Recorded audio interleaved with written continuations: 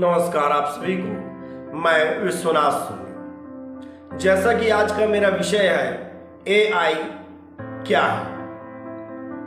देखिए, सबसे पहले मैं आपको ये बताना चाहूंगा कि एआई आज एक बहुत ही पॉपुलर वर्ड है और कहीं ना कहीं किसी न किसी रूप में आप भी एआई के इस्तेमाल से गुजर रहे होंगे, उपयोग कर रहे होंगे।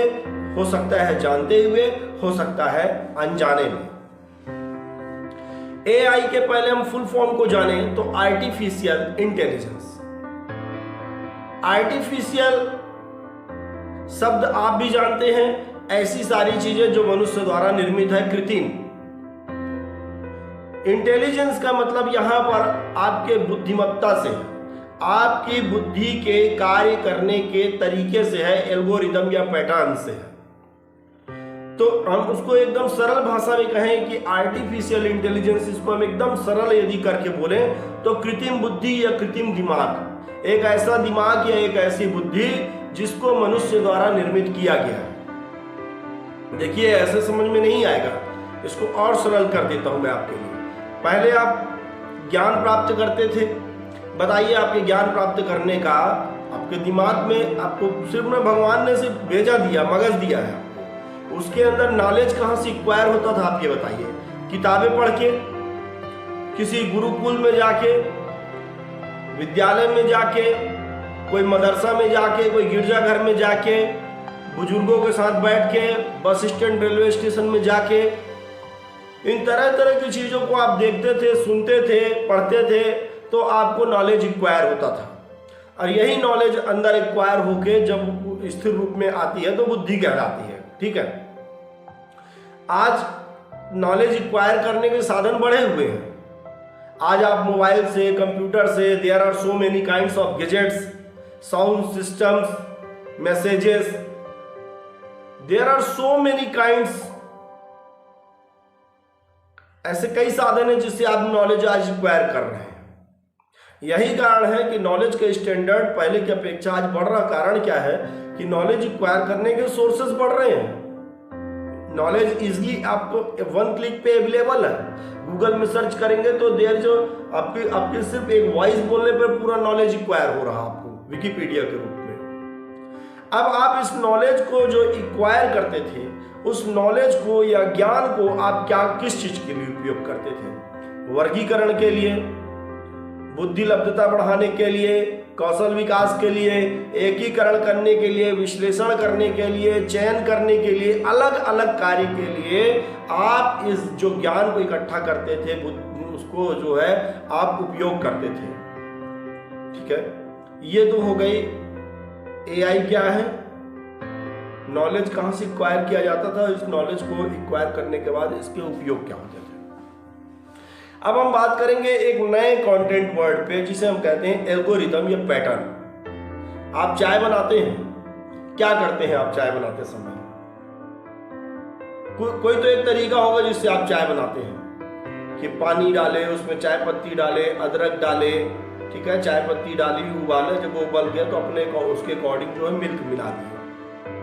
ठीक है, इसी तरीके से आप कोई भी कार्य करते होंगे, पढ़ाई करते होंगे, लिखाई करते होंगे, कोई बिजनेस करते होंगे, आप टीचर होंगे, इंजीनियर होंगे, आप जिस भी कार्य को करते होंगे उसका आपको एक पेटेंट तरीका होगा कि मैं फला चीज की सब्जी बना रहा हूं या बना रही हूं, तो मेरे को क्या करना है, पहले मैं क्या पीसूंगा, फिर क्या काटूंगा, तो पहले जीरा डालना, मतलब कोई एक पेटेंट सिस्टम आपका होगा।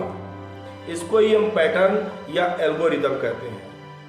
साइंटिफिक वर्ड एल्गोरिदम है, pattern in English, in the language of science, है ना, हम उसको जो है पैटर्न कह सकते हैं। चाय बनाने का एक पैटर्न हो सकता है, किसी बच्चे के पढ़ने का अपना एक पैटर्न हो सकता है। ठीक है, किसी के मकान बनाने का एक अलग पैटर्न हो सकता है कि मैं पहले कॉलम बनाऊंगा, उसके बाद ईंट जोड़ूंगा। किसी का हो सकता है कि पहले मैं ईंट की जोड़ाई करूंगा, बचे हुए जगह पे मैं कॉलम खड़ा करूंगा। इस तरीके से सबके अपने अलग अलग एल्गोरिदम हो सकते हैं। आप किसी के एल्गोरिदम को चैलेंज नहीं कर सकते। इस तरीके से इन्हीं एल्गोरिदम्स का उपयोग करके हम विभिन्न प्रकार के कार्य करते हैं। ठीक है, जैसे एल्गोरिदम को और सरल समझना है तो ये समझिए, आप चाबी बंद करते हैं, आप ताला खुलते और बंद होते हुए देखते हैं। परंतु उस ताले के अंदर क्या है, उसका एल्गोरिदम है कि क्या चीज घूम रही होगी तो किसी चीज में फंस रही है, फिर अनलॉक करते समय कोई चीज ऐसी होगी जो घूमती होगी तो सेपरेट होकर अलग अलग हो जाता है। उसके अंदर का सिस्टम जिस पैटर्न पे वो काम कर रहा है, that is called algorithm.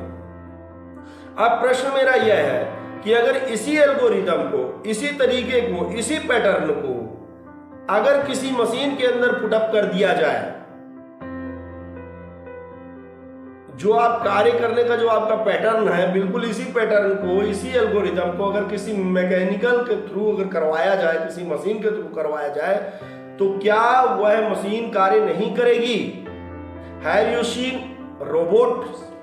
Robots बात कर सकते हैं, हमारे आपके जैसे काम कर सकते हैं, ठीक है। छोटा सा बड़ा मशीन देखिए, just like calculator to super computers, just like robots. आज ये सब कुछ क्या है? It is called artificial intelligence. जो मनुष्य की बुद्धि थी उसको कृत्रिम तरीके से, उसको जो है मैकेनिकल तरीके में परिवर्तित किया गया, मशीनों के माध्यम से आज उसी दिमाग का निर्माण किया गया है, पैटर्न्स उसमें पुटअप किए गए हैं, और यही जो है बुद्धि के रूप में कार्य कर रहा है, जिसे हम आर्टिफिशियल इंटेलिजेंस कहते हैं। आपने देखा होगा एक बच्चा अपनी फोटो डाल के ये देख सकता है कि मैं बुजुर्ग रहूंगा तो कैसा रहूंगा। एक जवान अपनी फोटो डाल के देख सकता है कि मैं जब बुजुर्ग रहूंगा तो कैसा रहूंगा। एक बढ़ता हुआ प्रौढ़ व्यक्ति अपनी फोटो डाल के देख सकता है कि मैं जवानी में कैसे रहा हूंगा। अपने आप को और सुंदर बना सकते हो, आप जितने थे नहीं उससे भी ज्यादा आप अपने आप को सुंदर रिप्रेजेंट कर सकते हैं, अपना फोटो बना सकते हैं, फोटो एडिट कर सकते हैं, वीडियो एडिट कर सकते हैं, अपने वॉइस को वीडियो में चेंज कर सकते हैं, अपने वॉइस को वॉइस को जो है तो AI वॉइस में चेंज कर सकते हैं, मैसेज कर सकते हैं, कोई कल्पना बना सकते हैं कि ये ऐसा है, इसका नाक ऐसा है, इसका मुंह ऐसा, तो ये कैसा दिखेगा, तो वो AI सब कुछ पिक्चर है। अभी कुछ दिन पहले मैंने देखा था कि AI जो है ये बताए भाई राम भगवान कैसे रहे होंगे, कैसे जानेगा?